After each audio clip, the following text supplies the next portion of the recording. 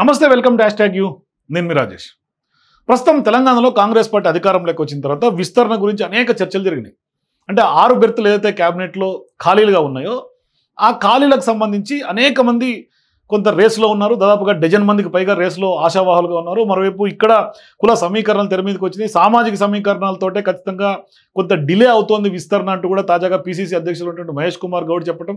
మరోవైపు ఇప్పుడు ఢిల్లీకి సీఎం రేవంత్ రెడ్డి వెళ్ళటం, ఖచ్చితంగా జూన్ మొదటి వారంలో జూన్ 2న 3న ఖచ్చితంగా విస్తరణ జరిగే అవకాశాలు ఉన్నాయని చర్చ జరుగుతున్నటువంటి నేపథ్యంలో నీతి ఆయోగ్ మీటింగ్లో సీఎం రేవంత్ రెడ్డి ఢిల్లీ పర్యటన, మరోవైపు అధిష్టానంతో వరుస భేటీలు అయ్యే అవకాశాలు ఉన్నట్టుగా జరుగుతున్నటువంటి చర్చ. మరోవైపు ఇప్పుడు అక్కడ వెళ్ళిన తర్వాత నామినేటెడ్ పదవులు కానీ లేదంటే కనుక క్యాబినెట్ బెర్తులు కానీ ఇట్లా అనేక భర్తీలన్నీ కూడా ఇప్పుడు ఢిల్లీ పర్యటన తర్వాత ఒక లిస్టులతోటే రేవంత్ రెడ్డి తిరిగి వచ్చే అవకాశాలు ఉన్నట్టుగా చర్చ జరుగుతోంది. సో మొత్తం మీద ఇక క్యాబినెట్ విస్తరణకు వేలయ్యింది, ముహూర్తం ఫిక్స్ అవుతున్నట్టుగా అర్థమవుతుంది. ఇక్కడే సరిగ్గా సమయం చూసి అవకాశం కోసం ఎదురు చూస్తున్నటువంటి క్యాబినెట్లో బెర్తుల కోసం ఎదురు చూస్తున్నటువంటి ఆశావాహులు ఇవాళ లాబింగ్ వాళ్ళు స్టార్ట్ చేశారు. సో ఇట్లాంటి సందర్భాల్లో కాంగ్రెస్ పార్టీలో ఒక కుల రాజకీయం తెర మీదకి వస్తుంది. దేనికి కుల రాజకీయం అని నేను అంటున్నానంటే, జూన్ మొదటి వారంలో మంత్రివర్గ విస్తరణ జరిగే అవకాశం ఉంది. ఇప్పుడు తాజాగా సీఎంను మాదిగ సామాజిక వర్గ ఎమ్మెల్యేలు తాజాగా కలిసినటువంటి నేపథ్యం, తమ కాస్ట్ వారికి చోటు కల్పించాలంటూ కూడా పెద్ద ఎత్తున విన్నపాలు వినిపించడం, గతంలో జానారెడ్డి లేఖ రాయటం, ఇట్లా కొన్ని ప్రాంతాలకు ప్రాతినిధ్యం కల్పించాలని వాళ్ళు కోరటం అప్పట్లో. మరి ఇప్పుడు మంత్రి పదవుల కోసం పెరుగుతున్నటువంటి ఆశావాహుల సంఖ్య ఒకవైపు కనిపిస్తోంది. ఇట్లాంటి సందర్భాల్లో ఎవరికి వారు అధిష్టానానికి లేఖలు రాయటం, లాబింగ్లు చేయటం పరిపాటిగా మారుతోంది. మరి కాంగ్రెస్లో ఇప్పుడు కులాల పంచాయతీ ఒక రకంగా విస్తరణ నేపథ్యంలో రాజుకుంటుండగా తెలుస్తోంది. తమకి మంత్రివర్గంలో చోటు కల్పించాలంటూ కూడా ఆయా సామాజిక వర్గ నేతలు అధిష్టానాన్ని సీరియస్గా డిమాండ్ చేస్తున్నారు. కొద్ది రోజులుగా మంత్రివర్గ విస్తరణ ఇదిగో అదిగో అంటూ కూడా వస్తున్నటువంటి వార్తల నేపథ్యంలో హస్తం పార్టీలో కొంత కలహాలు మొదలైనట్టుగా స్పష్టంగా అర్థమవుతుంది. అంటే ప్రభుత్వం ఏర్పడి దాదాపుగా ఏడాదిన్నర గడిచింది. అప్పటి నుంచి 12 మందితో క్యాబినెట్ కొనసాగుతోంది. క్యాబినెట్ విస్తరణ చేయబోతున్నట్లు వార్తలు వస్తున్నటువంటి నేపథ్యంలో ఆశావాహుల సంఖ్య రోజు రోజుకు పెరుగుతూనే ఉంది. కానీ ఎక్కడ కూడా పులి స్టాప్ పడినటువంటి దాఖలాలే, అధిష్టానం ఆ దిశగా పులి స్టాప్ కూడా ఎక్కడ పెట్టినటువంటి సందర్భం కనిపిస్తుంది. తాజాగా జూన్ మొదటి వారంలో మంత్రివర్గ విస్తరణ ఉండే అవకాశం ఉందని పెద్ద ఎత్తున ప్రచారం జరుగుతున్నటువంటి నేపథ్యంలో తప్పకుండా మాకు అవకాశం కల్పించాలని పలువురు కీలక నాయకులు డిమాండ్లు తెర మీదకి తీసుకొస్తున్నారు. ఈ క్రమంలో తాజాగా శుక్రవారం మాదిగ సామాజిక వర్గం చెందినటువంటి కొందరు ఎమ్మెల్యేలు సీఎం రేవంత్ రెడ్డిని కలిసి వినతి పత్రం ఇచ్చి ఖచ్చితంగా మాకు అవకాశం కల్పించాలి, మా కులానికి అవకాశం ఇవ్వాలి, ప్రాతినిధ్యం ఇవ్వాలని వాళ్ళు చెప్తున్నారు. దీంట్లో సీఎంను కలిసినటువంటి ఎమ్మెల్యేలు అడ్లూరు లక్ష్మణ్ కానీ, మందుల శామ్యుల్ కానీ, వేముల వీరేశం కానీ, కాల యాదయ్యలు ఉన్నారు. సో ఇప్పుడు తమలో ఎవరికైనా ఒకరికి చోటు కల్పించాలనే విజ్ఞప్తి వాళ్ళు చేసినట్టుగా తెలుస్తుంది. మరోవైపు ఏఐసీసీ జాతీయ అధ్యక్షుడు మల్లికార్జున ఖర్గే కూడా వీళ్ళు లేఖ రాయటం, ఢిల్లీ వెళ్ళి మళ్ళీ అగ్రనేతలను సైతం కలుస్తామని ప్రకటించడం, 3 ఎస్సీ సంబంధించినటువంటి రిజర్వ్ పార్లమెంట్ స్థానాల్లో 2 మాల సామాజిక వర్గానికి కేటాయించారని చెప్పడం, 3 ఎమ్మెల్సీ స్థానాలు కూడా తమకు అవకాశం ఇవ్వలేదని, క్యాబినెట్లో ఉపకులానికి ఒక సీటు ఇచ్చారని, కానీ మాదిగ సామాజిక వర్గానికి కూడా ఇవ్వకుండా అన్యాయం జరుగుతుందని, ఒక్క స్థానం కూడా కేటాయించలేదని సీఎంకి వాళ్ళు వివరించడం.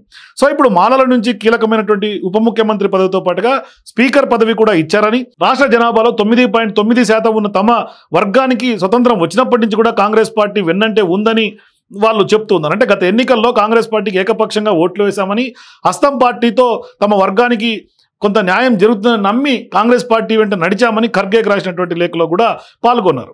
సో ఇప్పుడు మంత్రివర్గ విస్తరణ జరుగుతున్నటువంటి నేపథ్యంలో పెద్ద ఎత్తున ఒక ఆశావాహుల లిస్ట్ అయితే తయారవుతుంది. ఇప్పటికే డజన్ మందికి పైగా ఆశావాహుల లిస్ట్ ఉంటే ఒకసారి ఆ ఆశావాహుల లిస్ట్ కూడా ఒకసారి చూస్తే పెద్ద ఎత్తున ఆశావాహుల లిస్టు కనిపిస్తుంది. 3 సామాజిక వర్గం నుంచి చాలా మంది ఆశావాహులు కనిపిస్తున్నారు. పెద్ద ఎత్తున ఆశావాహుల లిస్టు కనిపిస్తుంది. మొదటిగా కోమటిరెడ్డి రాజగోపాల్ రెడ్డి,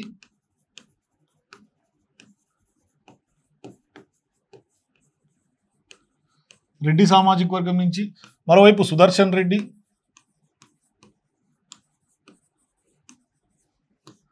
అట్లాగే మల్రెడ్డి రంగారెడ్డి,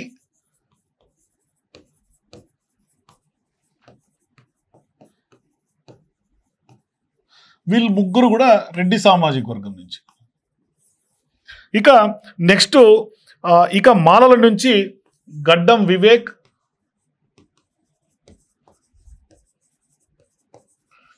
నెక్స్ట్ అట్లాగే గడ్డం వివేక్ ఉన్నారు. ఇక ముదిరాజ్ సామాజిక వర్గం నుంచి మాల సామాజిక వర్గం, ఇక ముదిరాజ్ బీసీ సామాజిక వర్గం, వీళ్ళ నుంచి మక్తల్ ఎమ్మెల్యేగా ఉన్నటువంటి వాకాటి శ్రీహరి, ఇది చాలా సందర్భాల్లో మనం చెప్పాం. సీఎం రేవంత్ రెడ్డి బహిరంగంగా మీటింగ్లోనే చెప్పారు. వీళ్ళు కొంత సీరియస్గా బరిలో ఉన్నట్టుగా తెలుస్తుంది. అట్లాగే బీసీకి సంబంధించి మున్నూరు కాపు సామాజిక వర్గం నుంచి కూడా ఒక ప్రస్తుతం మంత్రివర్గంలో చోటు లేరు కాబట్టి ఇప్పుడు వేములవాడ ఎమ్మెల్యేగా ఉన్నటువంటి ఆది శ్రీనివాస్ పేరు కూడా ప్రముఖంగా వినిపిస్తుంది. ఆయన కూడా కొంత సీరియస్గానే ట్రై చేస్తున్నారు మున్నూరు కాపు సామాజిక వర్గం నుంచి. బీసీ సామాజిక వర్గం అట్లాగే ఇదే విస్తరణలో 6 స్థానాలను భర్తీ చేయాలని ఉన్నటువంటి నేపథ్యంలో కొంత సస్పెన్స్గా మారుతున్నటువంటి నేపథ్యం, ఎవరికి అవకాశాలు ఇస్తారో అన్నది కూడా. సో ఇప్పుడు ఢిల్లీలో ఎవరికి వాళ్ళే లాబింగ్ చేసుకుంటున్నటువంటి నేపథ్యంలో సో ఇప్పుడు రెడ్డి సామాజిక వర్గం మంత్రులు ఇప్పటికే చాలామంది క్యాబినెట్లో ఉన్నారు. ఈ క్రమంలో కోమటిరెడ్డి వెంకటరెడ్డి సోదరుడు కోమటిరెడ్డి రాజగోపాల్ రెడ్డి కూడా తనకు అధిష్టానం హామీ ఇచ్చిందని కూడా వరుసగా చెప్పుకుంటున్నటువంటి నేపథ్యం మనం చూస్తున్నాం. తనకు తప్పకుండా వస్తుందని చాలా ధీమాగా ఉన్నారు. ఇట్లా ఉంటే ఇప్పుడు ఆదిలాబాద్ జిల్లాలో పార్టీ బలహీనంగా ఉన్న సమయంలో తాను చేశానని, ఆ పార్టీ ఖచ్చితంగా ఆ తర్వాతే బలపడిందని, దానికి ఖచ్చితంగా గడ్డం వివేక్ బహిరంగ ప్రకటించుకుంటారు. ఆయనకు కూడా ఖచ్చితంగా ఇవ్వాలని ఆయన డిమాండ్ చేస్తున్నటువంటి సందర్భం కనిపిస్తుంది. సో ఇట్లాంటి సందర్భాల్లో మరో సామాజిక వర్గం నుంచి అక్కడి నుంచే తెర మీదకి వస్తున్నారు ప్రేమ్ సాగర్ రావు. సీనియర్ నాయకులు, గతంలో ఎమ్మెల్సీగా ఉన్నారు, ఇప్పుడు ఎమ్మెల్యే గెలిచారు మంచిర్యాల. సో ఆయన కూడా ఓసీ సామాజిక వర్గం నుంచి, వెలమ సామాజిక వర్గం నుంచి తెర మీదకి వస్తున్నారు ప్రేమ్ సాగర్ రావు. అట్లాగే వెలమ సామాజిక వర్గం నుంచి సీనియర్ కావటం, పార్టీ కొంత బట్టి విక్రమార్క సీరియస్గా కొంత అనుచరుడు కావటం, కూడా కొంత సీనియర్ కావటం, కొంత ఖచ్చితంగా వచ్చే అవకాశాలు ఉన్నాయేమో. ఇదే వెలమ సామాజిక వర్గం నుంచి మదన్ మోహన్ రావు కూడా చాలా సీరియస్గానే ప్రయత్నాలు చేస్తున్నారు. కొంత ఐటీలో దిట్ట కాబట్టి ఈయనకు కూడా కొంత పరిశీలించాలని. వీళ్ళిద్దరి మధ్య ఎప్పటి నుంచో ఫైట్ నడుస్తూ ఉంది, అంటే వాళ్ళిద్దరి మధ్య కూడా రేస్ ఉంది. సో ఇట్లా అనేక సందర్భాల్లో ఇప్పుడు కులాల వారీగా కుల పంచాయతీ, కుల రాజకీయం కాంగ్రెస్ పార్టీలో తెర మీదకి వస్తుంది. ఆశావాహుల పేర్లు ప్రధానంగా పెద్ద ఎత్తున వినిపిస్తున్నటువంటి నేపథ్యంలో మరి నిజంగానే జూన్లో క్యాబినెట్ విస్తరణ జరిగితే ఎవరెవరికి అవకాశాలు వస్తాయి, ఎవరెవరికి అవకాశాలు లేదు, మరి అధిష్టానం అండ ఎవరికి ఉంటుంది అనేది మాత్రం వెయిట్ చేసి చూడాలి. సో మీరు కూడా మరి ఇవంతా కూడా కాకుండా ఇక్కడ మైనారిటీ సామాజిక వర్గం నుంచి కూడా మనకి ఒకరిద్దరు ఆశావాహులు ఉన్నారు. వాళ్ళ పేర్లు నేను రాయలేదు, బట్ వాళ్ళు కూడా సీరియస్గానే డిస్కషన్లో ఉన్నారు. సో మీరు కూడా ఏ సామాజిక వర్గానికి అవకాశం వస్తుంది, నిజంగానే సామాజిక సమీకరణాలు ఏ విధంగా అధిష్టానం ఫుల్ఫిల్ చేస్తుంది, మరి రేవంత్ రెడ్డి ఎటువంటి లిస్టులో ఢిల్లీ నుంచి తిరిగి వస్తాడు, మీ అభిప్రాయాల కింద నా కామెంట్స్ తెలియజేయండి. For more videos please watch #.